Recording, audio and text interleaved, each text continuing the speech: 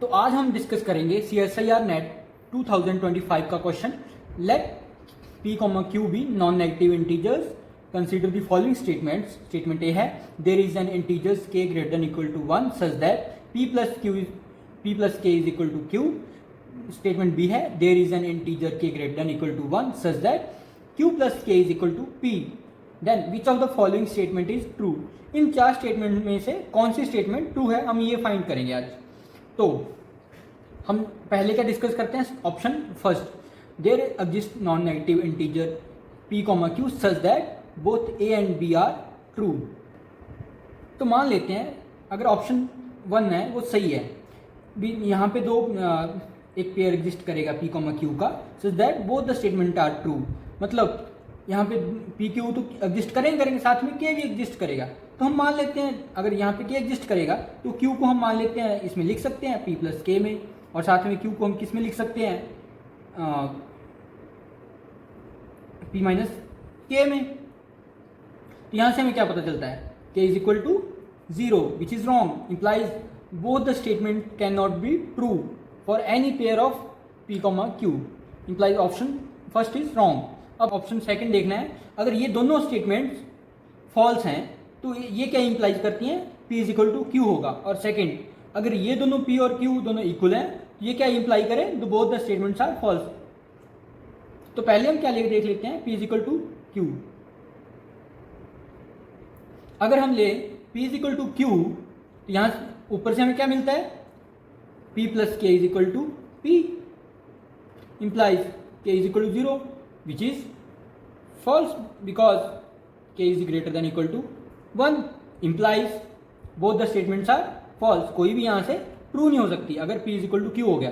तो ये तो सही कर रहा है, मतलब P is equal to Q है तो ये दोनों स्टेटमेंट फॉल्स होंगी। अब क्या देखते हैं, अगर ये दोनों स्टेटमेंट फॉल्स हैं तो क्या P is equal to Q होगा, देख लेते हैं। अब हमें पता है कोई भी अगर स्टेटमेंट M है, अगर ये इंप्लाई कर रही है N, तो ये it is equivalent to not N implies not M। मतलब अगर स्टेटमेंट N नहीं होल्ड कर रही तो ये क्या इंप्लाई करेगी, नॉट M, मतलब स्टेटमेंट M भी होल्ड नहीं करेगी। तो ये को इसकी हेल्प से हम ये चीज़ प्रूफ करने की कोशिश करते हैं। यहाँ पे क्या है, not P is equal to Q implies P not equal to Q। What it implies, मतलब ये क्या इंप्लाई करेगी, both are false, implies one of the statement from A and B is true. कोई एक स्टेटमेंट B से true होगी, ठीक है। अब वो देखते हैं कैसे होगी। देखो P is equal not equal to Q है तो either P greater than equal to Q होगा, ठीक है, ये होगा, ठीक है। और either P less than Q होगा, ठीक है। दोनों केस में P minus K greater than equal to 1 होगा, इस केस में भी। क्यों, क्योंकि जो इंटीजर्स होते हैं वो क्या सीक्वेंस बनाते हैं, सिंगलटन 0 प्लस n, इस तरह के जो भी इस सेट में एलिमेंट्स होते हैं वो सारे नॉन नेगेटिव इंटीजर्स होते हैं, ठीक है।